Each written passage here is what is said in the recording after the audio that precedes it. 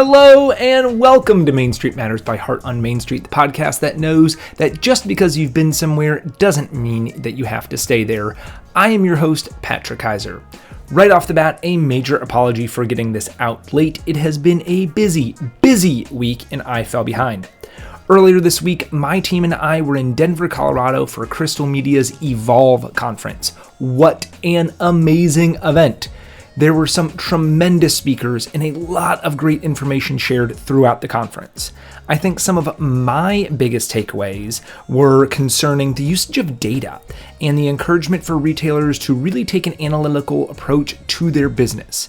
Deep dive into the numbers and see what's selling, and then double down on those categories and those items. This reminds me of Kathy Donovan Wagner's, the Retail Mavens, concept of your never out ofs. These things that are such great sellers within your store that you'd be costing yourself sales if you ran out of stock in them. So understanding your data, knowing what's selling, knowing where your margins are, making sure you always have those products, doubling down on things like that because that's what your customers are coming in for. I also loved hearing about case studies from successful retailers and what they've done to grow their business. I think that is so valuable to look at because it's one thing to talk in theory about how to grow revenue, about margin building, about doing other things, but to look at what actual stores have done within the last 5 years or so hits differently. It allows you to take real and practical strategies away and think about how you would implement something similar into your own business. A great example of this is what Dane Cohen highlighted from Girl Tribe in Charlotte. He talked about their 4-point strategy to grow their business, and they've grown from having one store to really having a gigantic presence throughout Charlotte and having that presence felt throughout the whole Southeast.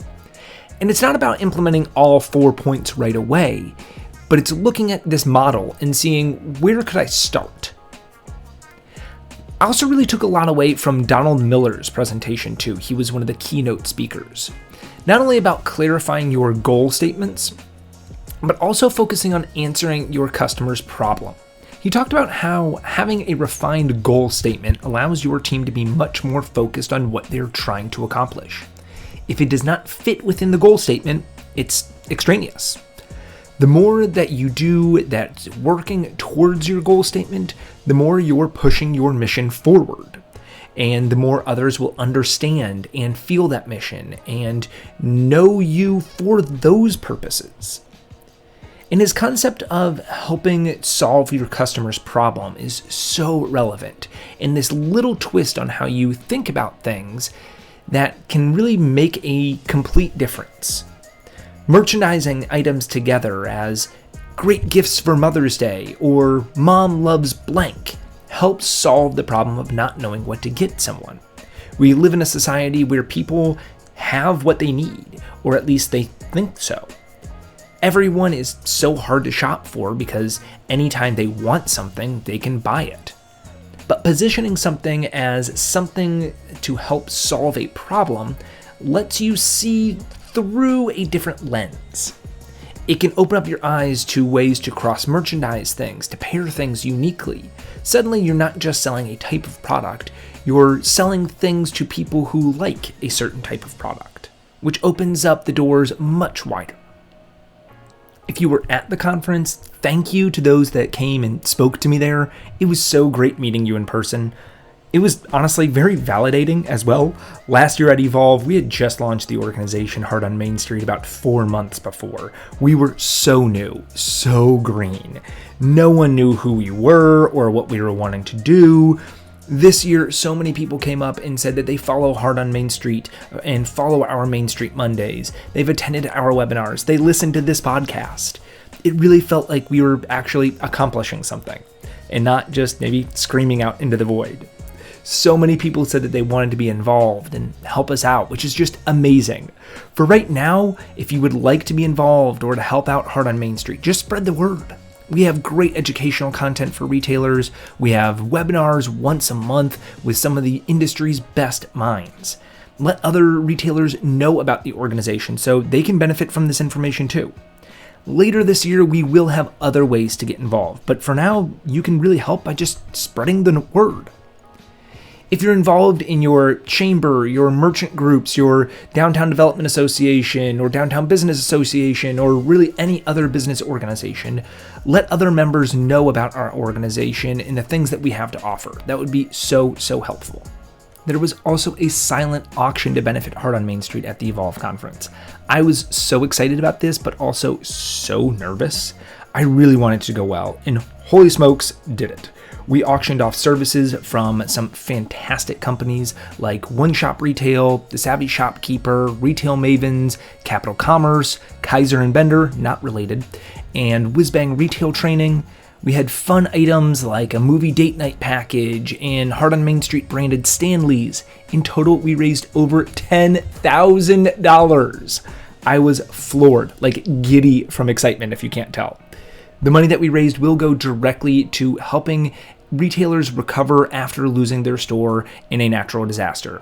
This is really fortuitous timing because unfortunately we've seen some devastating tornadoes this past week in Oklahoma and Nebraska. The town of Sulphur, Oklahoma was hit especially hard. A tornado tore through their historic downtown and dozens of businesses were lost in a matter of minutes.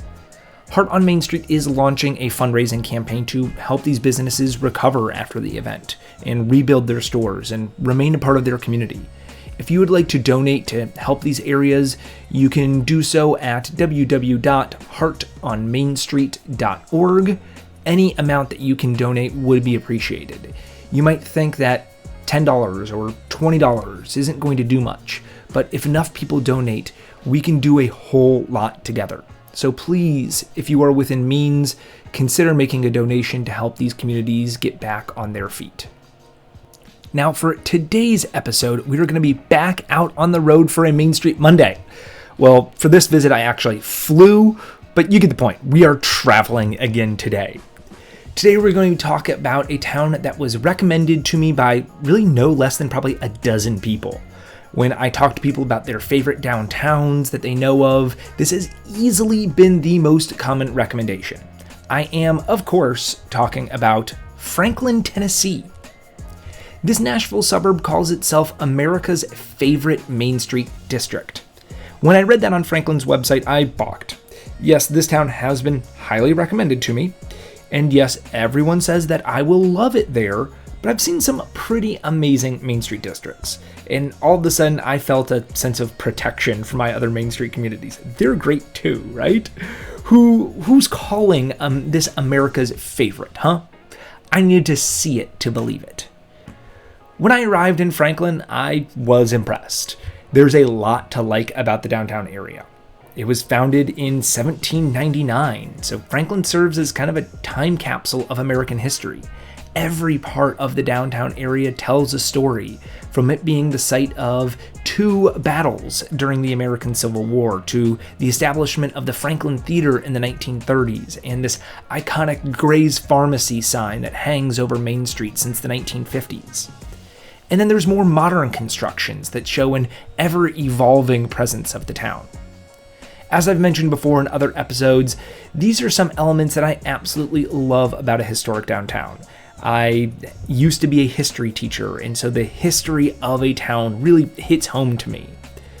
Something like the old movie theater awning is just an iconic statement piece of a downtown.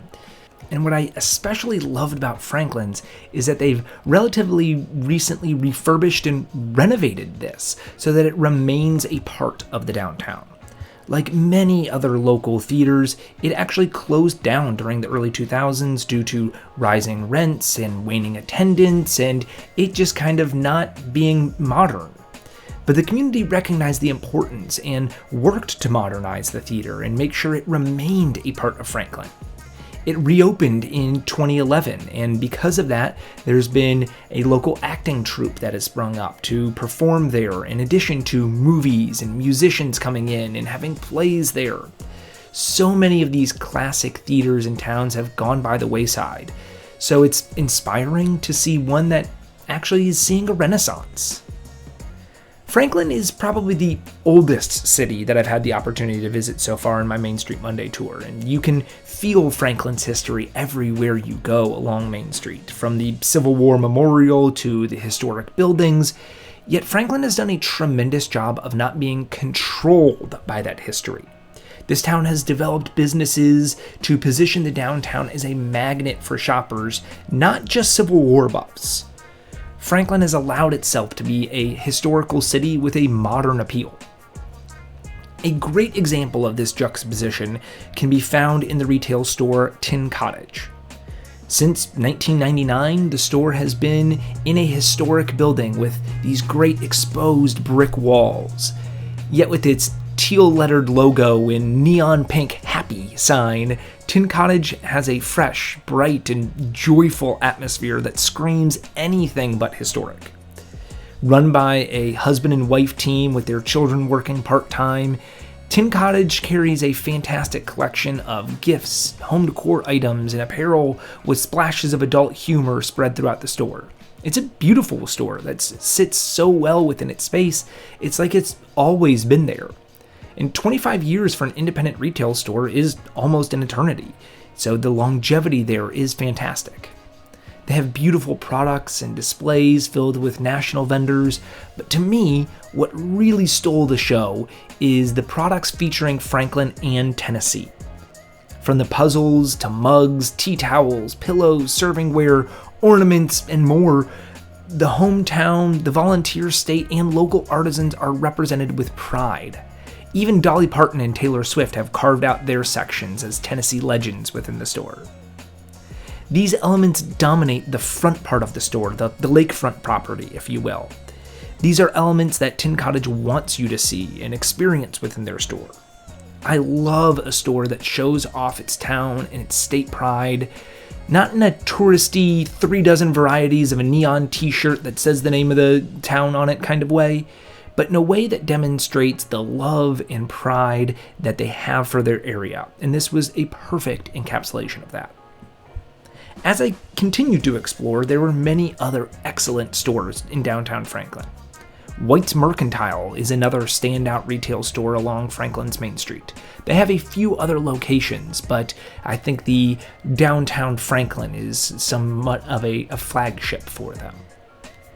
At White's Mercantile, they combine fantastic visual merchandising with a wide variety of categories to satisfy their customers' needs. It creatively combined seasonal items, gifts, home accessories, men's and women's apparel, children's items, and stationery in a way that did not seem overcrowded or overbearing. I've been to many stores where they're just trying to do too much, and to the point that the store kind of gets lost along the way. White's Mercantile is filled with eye-catching displays that help the customers navigate from one category to another and elicit these wow factors along the way. I was in Franklin a little before Easter, so on this occasion, the space was filled with spring flowers and pastels and Easter bunny decorations. They really did a wonderful job. The intriguing display of historical and modern can also be found in the types of stores that Franklin has to offer. Franklin boasts two eco-focused stores within their historic downtown, Rooted by Yarrow Acres and The Green Room. Inside Rooted, there's this great neon sign that proudly proclaims it as Franklin's Little Plant Shop. Here you can find houseplants as well as plant-themed gifts and books and fashion accessories. Rooted's product selection and cross-merchandising provides a great example of a retailer centered around the concept that they don't just sell plants, they sell products to people who like plants. I had mentioned this earlier, but I really think this is such a huge thing for retailers to do and implement within their stores. You don't just sell gifts, you sell things to people that like gifts. It opens up your horizons much larger as to how you can merchandise things and how you can bring things together to really solve answers for your customers, to bring things more to the forefront, to cross-merchandise, to put things together in different ways. The atmosphere of the store was really quite serene. The plants provide a calming effect that you really don't notice that's lacking in other stores, but becomes so evident when you walk into Rooted by Euro Acres. But then intermixed throughout, there are these jabs of plant humor and jokes specifically for plant lovers. So again, having this whole concept based around people that love plants and what can they find there, knowing their niche, knowing their customer, and appealing towards them. Meanwhile, the green room focuses on earth-friendly and sustainable gifts and home accessories. Here, customers can find everything from candles that are made in-house to dishware, clothing, and home accessories made from materials like bamboo and other sustainable materials. The entire store was dedicated to products that are non-toxic and chemical-free and made from materials that do not hurt the environment in their production. It was really an innovative and forward-thinking store concept that I loved seeing in Franklin. Conservation and sustainability are very big motivating factors in shopping, especially for younger generations. So while this was the first store that I've seen of this specific concept, I do not think it'll be the last. And these two green stores within the downtown area of Franklin are a welcome surprise and evidence of Franklin's consistent evolution as a downtown business environment. Another store that I absolutely loved was called Rock, Paper, Scissors. From the name and logo, which kind of resembles the symbols from the show Squid Game, if you're familiar, I was not really sure what I would find at Rock, Paper, Scissors. However, when I walked in, it became immediately evident. Rock, Paper, Scissors is a party store. More than that, it's a party in a store. Right away, you're confronted with a bright pink wall and sequined streamers hanging from the ceiling. There's upbeat music that propels you into the store to look around and find the theme of your dreams. Every theme imaginable was present for parties. As it happened to be, it was a few days before my daughter's first birthday. We were throwing a first rodeo party. My wife and I had been to several stores local to us to find supplies for the event, but we kept striking out. There were barn-themed items, but no horses and cowgirls. Maybe it's because they're more rare, or maybe it's because they're not popular in the Chicago area. Who knows? But walking into Rock, Paper, Scissors, I struck gold. Cowboy-themed items. Check. There were bachelorette themes, sports themes, rainbows, flowers, dogs, cats, farm animals, bees, fruits, themes by color, themes by pattern, almost anything that I can imagine they had covered. They had wrapping paper, balloon installations, you name it. If you were throwing a party, Rock, Paper, Scissors had what you needed to make it the party that you imagined. I loved it. There are a dozen stores that I visited and fell in love with that I won't have time to talk about today, but the diversity of retail in Franklin I found to be extremely important. There were more than just gift stores and boutiques. There were stores for all parts of the community, stores for niche interests, stores for tourists and locals, stores in new buildings, stores in historic buildings. The wide appeal made it possible for shoppers to find what it appealed to them, to find things that they didn't even know that they were interested in, to find their tribe. Franklin calls itself America's favorite Main Street because it has a little bit of everything that makes a great Main Street. There are diverse shopping opportunities supplemented by the town's pride and history represented through its stores and events. It's a walkable downtown where retailers collaborate to complement each other's businesses and help each other grow. It's no shock that Franklin is thriving. Personally, I don't know if I'm ready to call it my favorite Main Street. I'm not sure what I would call my favorite so far. I've been fortunate enough to visit so many amazing communities that are doing some incredible things for their independent retail community. However, Franklin was pretty great, and I would definitely rank it up there with some of my favorites and call it a must visit while in the Nashville area. Next week, we're going to be out on the road again to visit the town of Waukon, Iowa. Waukon is a community that's going through a resurgence in their downtown, and it was so fun to visit this retail community and watch it grow and evolve essentially before my eyes. So that will be next week, but today I must bid you adieu. I hope you've enjoyed this episode as much as I've enjoyed bringing it to you. Actually, if you are enjoying this podcast, please leave a review. It really helps the podcast grow and reach new people. The reviews that have been made so far are so flattering, so thank you to those that have written something. Even if you don't like it, let me know. Let me know what I can work on to make this a better podcast for you. This episode was written, produced, researched, and edited by me, Patrick Kaiser. Have a great week, stay safe, shop small, and I'll see you next time.